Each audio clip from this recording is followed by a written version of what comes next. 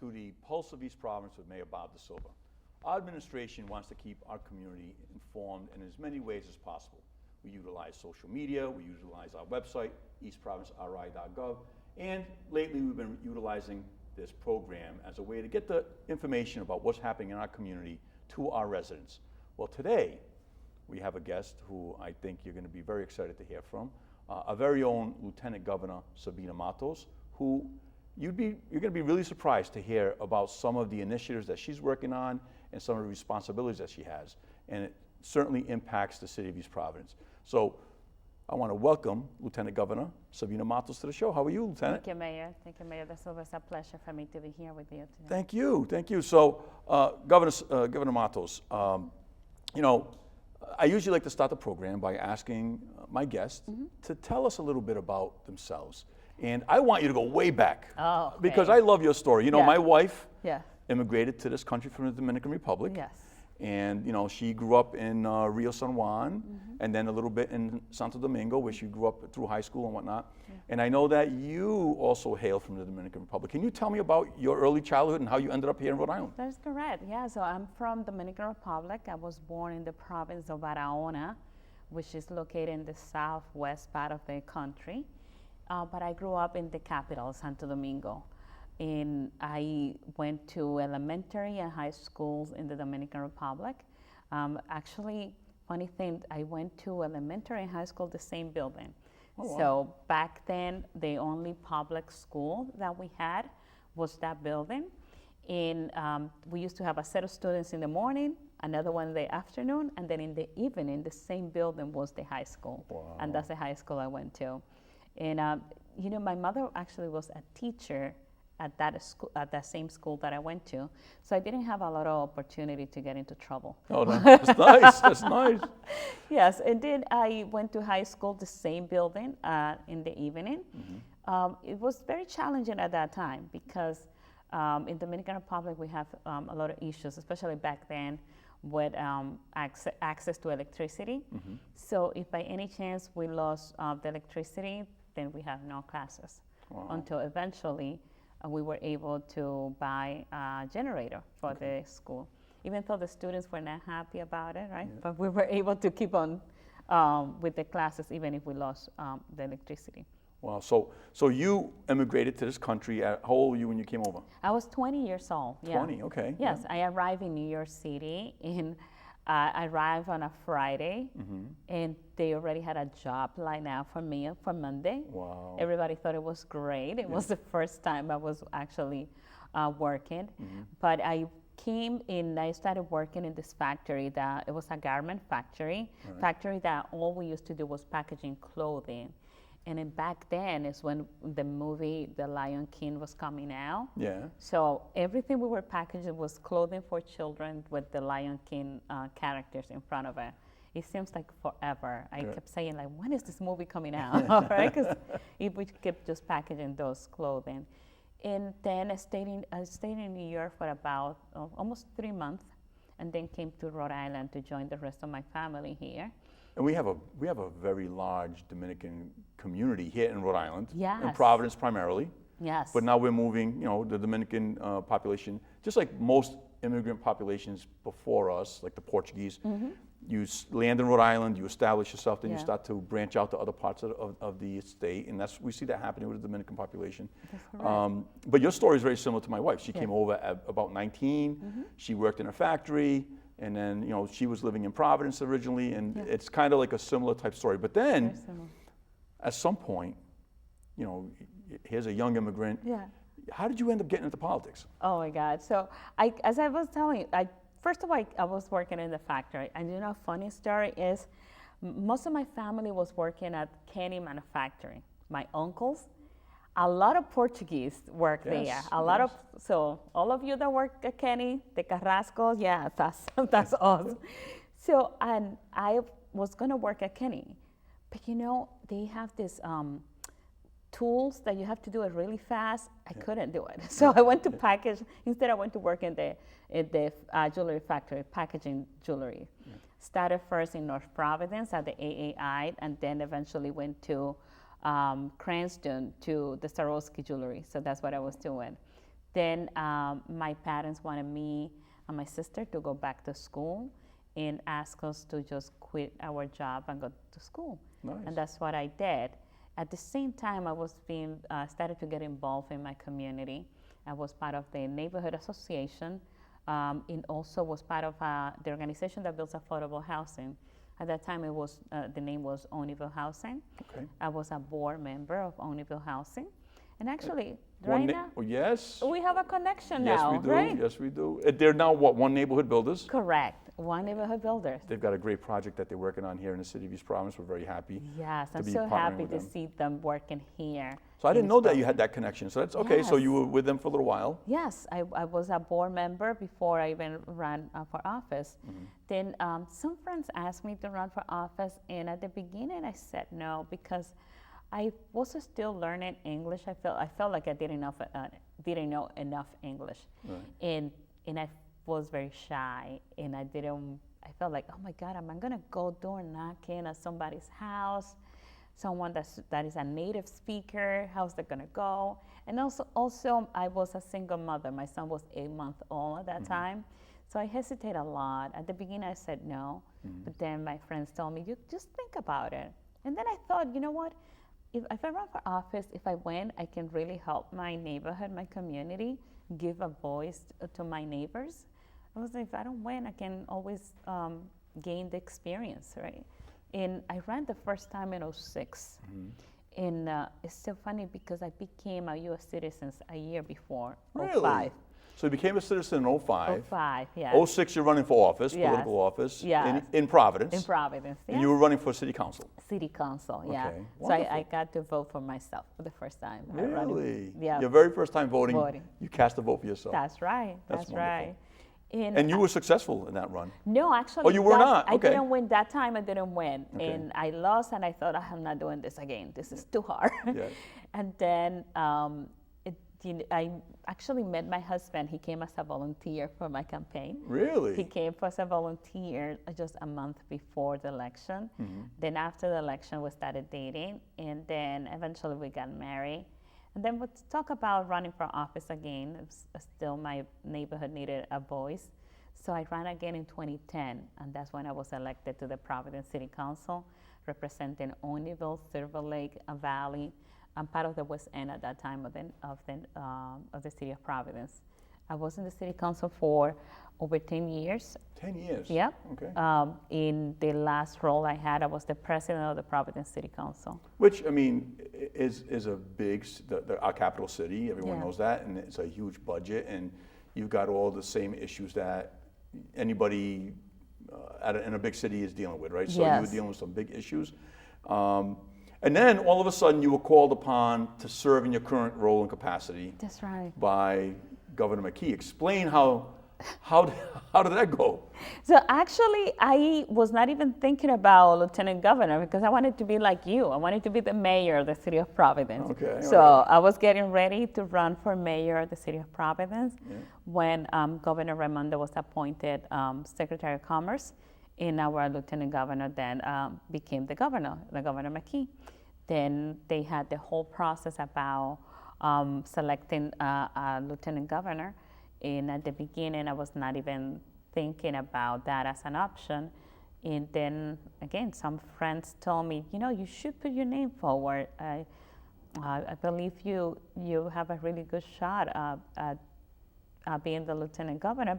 But I was concerned because I thought, if I put my name for lieutenant governor and I'm not chosen, then when I'm running for mayor, people are gonna tell me, hey, what happened? Yeah. But my friends told me, you have to. And I listened to them. I submitted my letter to the committee, and I went through the process and was appointed lieutenant governor. Has been serving in that role for the past 2 years. Just ran for the first time statewide last year, which was very tough because when you think about it, in Providence, I have only run at a district level before last year when I ran statewide. And I can't even imagine. I mean, I know it's, first of all, you said earlier, and for the average person watching out there, to run for office takes a lot of, first of all, a lot of guts, because you need to put yourself out there. You're Yes. putting yourself out there publicly, and then you've got to walk up to total strangers, introduce yourself, and then say, "Hey, I'd love to get your support. I'd love to get your vote." Yeah. And then doing that at the local level is far different than doing it at the citywide level, and then doing it at the whole statewide level. So I can't even imagine what a leap that was for you. But you had a successful election. You won, very well. It was a good win for you. And I've had the honor of having the ability to work with you on some initiatives. Yes. As Lieutenant Governor, there are three statutory requirements or responsibilities. One of them being the Small Business Advocacy Council. Correct. And I know you're a big supporter of small businesses. We've been working Yes. together on a lot of different initiatives, but talk to me about that responsibility. The Small Business Advocacy Council, what does that do? How can we work together to help small businesses here in East Providence? Yeah. So through the Small Business Advocacy Council, we're able to bring the resources to the small business community. It's a body that has members that include some of the directors from the different departments, like DLT, the Secretary of Commerce. We also have the Director of DVR. They participate of the meeting every time, regularly, as well as now we also have the Director of the Taxation also participates of the meeting.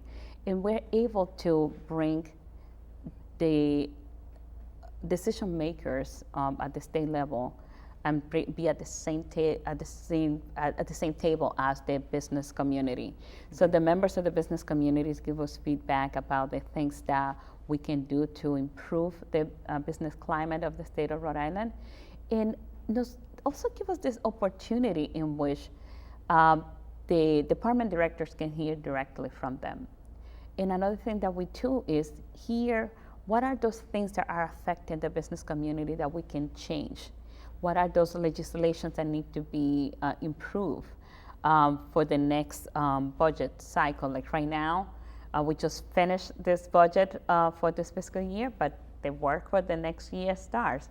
So what are those things that we should be advocating for in order to create a better business climate? So one of the things that you advocated for, and I know you were a big supporter, was to change the tangible tax law, which now gives, I think, businesses up to $50,000. The first $50,000 doesn't get reported, right? So they don't have to get taxed on the first $50,000. It's not taxed, yeah. Okay. So it's similar to how we used to do before with the car tax, right? That was an exemption. Yes. So right now we have that for a small business, but that's going to make a huge difference, especially for the small business community, the mom and pop shops. And I can tell you, like, I've been talking to a lot of hairdressers, right, that this is going to make a big difference for them, as small business owners in the community, because it's one less thing that they have to be dealing with. They work so hard and they're trying their best to keep their doors open. In the tangible tax, it feels like a burden to them financially, but also just paperwork-wise. It's just a lot of work. I think you're right. I mean, I know you're right on those both issues. Not only is it a lot of time and energy to fill out the paperwork. Now, if you're a small business and you have less than $50,000 of tangible property value, you don't even have to file. And that's great for our city staff too, because now we have less of a burden on having to take care of all that paperwork on our end too. So that worked out. That was a nice initiative. Now, if I was a small business person and I wanted to contact the Small Business Advocacy Council, how do I do that? What's the best way for me to reach out? The best way is to go to the website of the Lieutenant Governor. My website is ltgov.ri.gov. So ltgov.ri.gov. That's the website of the Office of Lieutenant Governor. You're going to see right there the information on how to connect with us. Our meetings actually are monthly.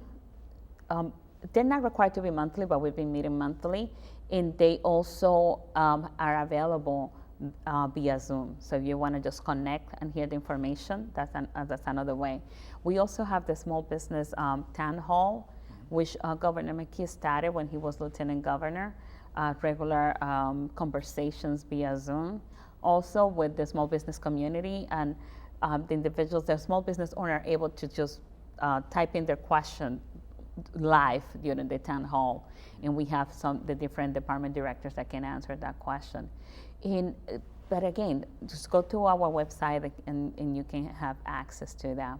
One of the programs that we have been promoting, and I know you had an event here in East Providence with the Skills for Rhode Island Future, Yes. is that $10,000 for a small business for technical assistance. And I tell you, every time I go and I speak to small business owners, I tell them, take advantage of this opportunity. Not always we have access to this type of dollars for technical assistance. And I've been telling them, if you need a new financial plan, if you need to have a new marketing plan, if you need to redo your website, or maybe something that, especially for the immigrant community, sometimes we don't think about this.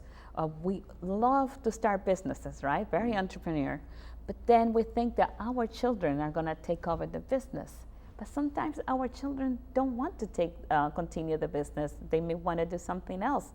So what is your plan to transition your business when you retire to somebody else? Maybe it's your children. Right. Maybe it's your employees that may want to buy the business from you. Maybe you just want to sell the business. This is dollars that you could use to create a plan, a succession plan for your business. And it's an opportunity that I am telling everyone, apply before we run out of funding. And it's $10,000. Up to $10,000. I'm glad you brought that up, because that is an incredible assistance for small businesses. It's the Rhode Island Small Business Hub and the Rhode Island Skills for Rhode Island's Future. Skills for Rhode Island Future. And we'll post up their website, but it's absolutely incredible. You can get up to $10,000 of service if you're a small business. You apply online. You tell them what you're looking for, and it doesn't have to be just one thing. If you need some help with marketing, yes, they'll pay for that. You need some help with, putting together an accounting system to help you. It's fantastic. Yeah. I'm glad you brought that up. Yeah. But it's also important to know, so our businesses are out there listening, East Providence businesses, if you have ideas, you have suggestions, you want to put this on the radar of the Small Business Advocacy Council that the Lt Governor is involved with.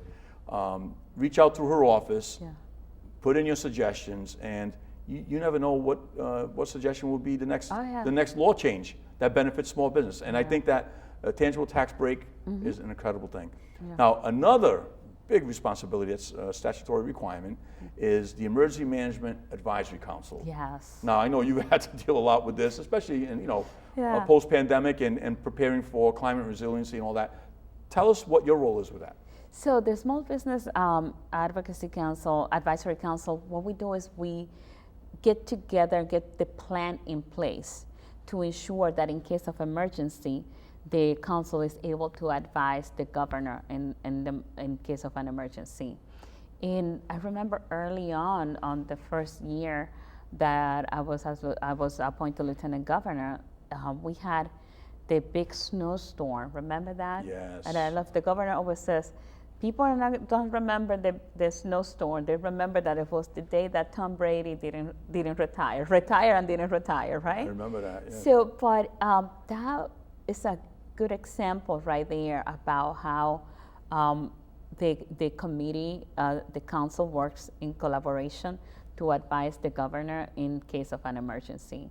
We were together at the Emergency Management Agency offices at that day and in making sure that the state was responding. The governor made the right call. I remember we shut down the state, this especially to make sure that we were able to clean the roads. And the next day, everything was clean and the state was open. You know, it's amazing. People forget. That was a record snowfall. It was a record. In a short period of time. And when the governor shut down the travel, that was a difference maker, because we saw that our crews were able to get out there. I was actually out there with my DPW people, and I like to go Facebook Live sometimes with some of the things happening. And it was really remarkable to see no vehicles on the road and our crews able to take care of business how they yeah, had to. yeah. So the Emergency Management Advisory Council, I know you work with my good friend Mark Pappas. Of course. Mark Director Pappas, you know, Mark Pappas and I served on the Pawtucket Police Department together. So, Oh, God. and now, you know, Mark was a sergeant. I remember he was a patrolman when I first became a patrolman there. Yeah. And to see him rise to EMA director, I knew all along that he'd rise to greatness, and he's doing a great job as the EMA director. I know you guys work very closely Oh, I together. love working with Director Pappas and give us an opportunity to work in collaboration. And one of the things that we do a lot through this council also to make sure that the municipalities have an emergency plan updated. Because if anything happens in this a disaster take place, if the municipalities doesn't have an updated plan, then it's going to be very difficult that they're going to qualify for federal funding to be reimbursed through FEMA or any federal agency. So it's very important for us to be ready and have those plans in place. There's also grant opportunities for municipalities and also for business community that could apply in collaboration with the municipalities just to create resiliency for the climate change right now. Right now we have, like Rhode Island, we're the ocean state. We have so many communities that are by the water. And more we have to prepare for the changes, the climate change that is happening. And we see the rains that take place and there's more floodings going on. So there are grant opportunities for businesses that want to plan ahead and make sure that they prepare their businesses to be resilient to any changes in climate. Those are the climate resiliency grants. Yeah. And I would imagine we can go on your website and find out more about that. Correct, yes. All the information is available in the website. And then Cybersecurity Institute at RIC, that's something new. Can we talk about that? Yeah, so I love RIC. You know, I graduated from Rhode Island College, and I'm always looking for ways to support the work that they do. And, you know, I always have to say, go RIC, because there's a lot of RIC graduates here in Rhode Island. Yes. So this is an opportunity in which we are supporting the college, Rhode Island College, but also we're preparing the next generation of workforce in cybersecurity here in the state of Rhode Island and for the nation. This is a big threat, and we're fortunate to have Congressman Jim Langevin leading the work at Rhode Island College, and I believe that's going to be a game changer when it comes to technology workforce in general here in the state of Rhode Island, but especially in the space of cybersecurity. You know, everything's so reliant on computers, the internet, and it really is an emergency management issue, making sure that the state's cybersecurity is secure, that our infrastructure is secure. Yeah. So that's good work. These are things that the average person doesn't realize the Lieutenant Governor is involved with every day. And it really meshes with what we're trying to do here in the city to keep our businesses thriving and to keep them safe. Now, another thing I know that is required by statute is the Long-Term Care Coordinating Committee. Can you tell me what that's all about?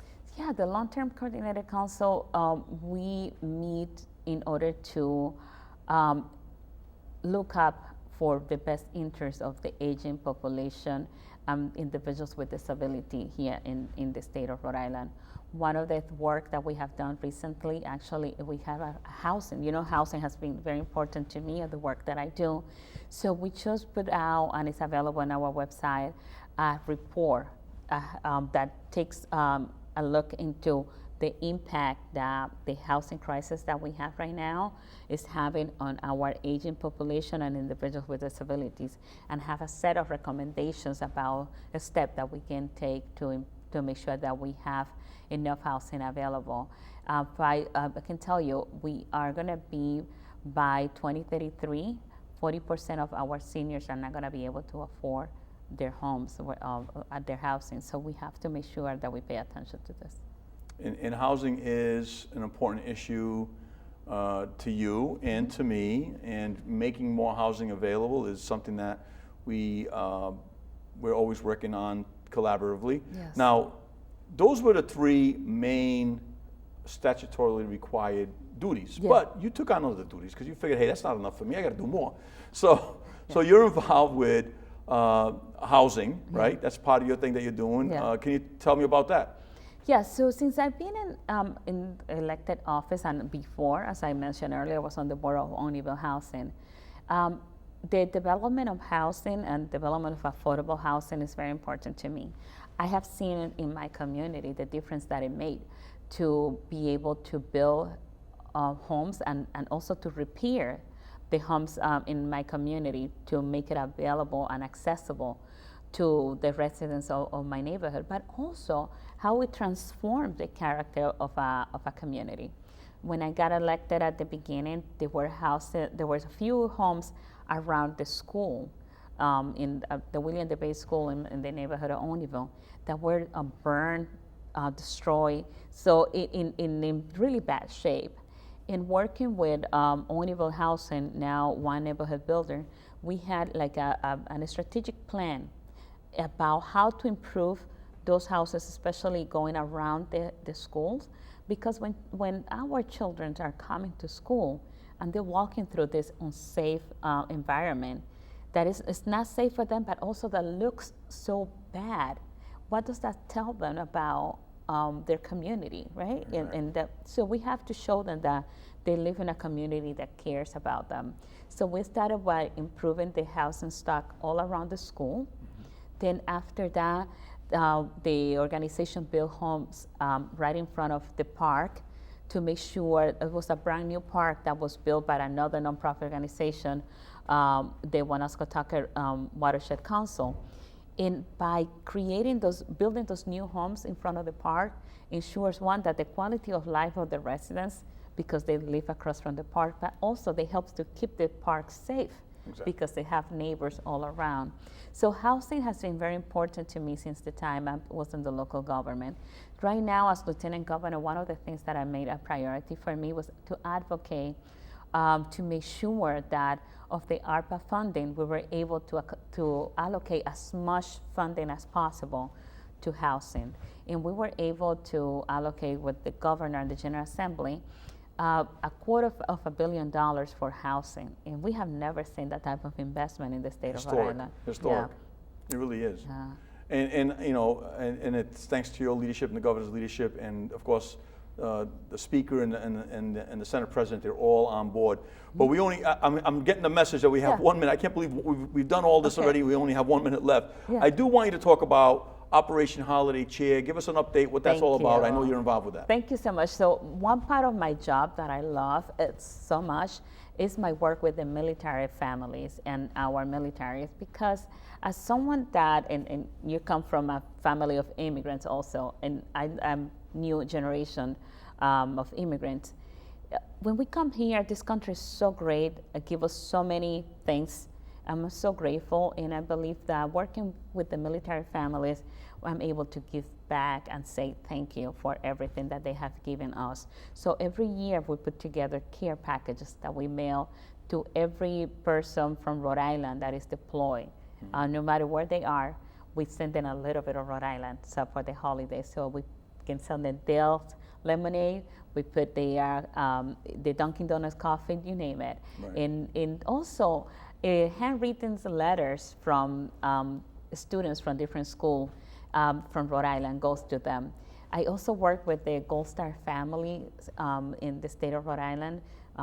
You know, they have sacrificed so much for our freedom, so it's an honor every time I have an opportunity to work with them. Lieutenant Governor, I can't believe our time is over. We've had a great conversation, learned about a lot of the great things that you're working on to help local municipalities and help East Providence.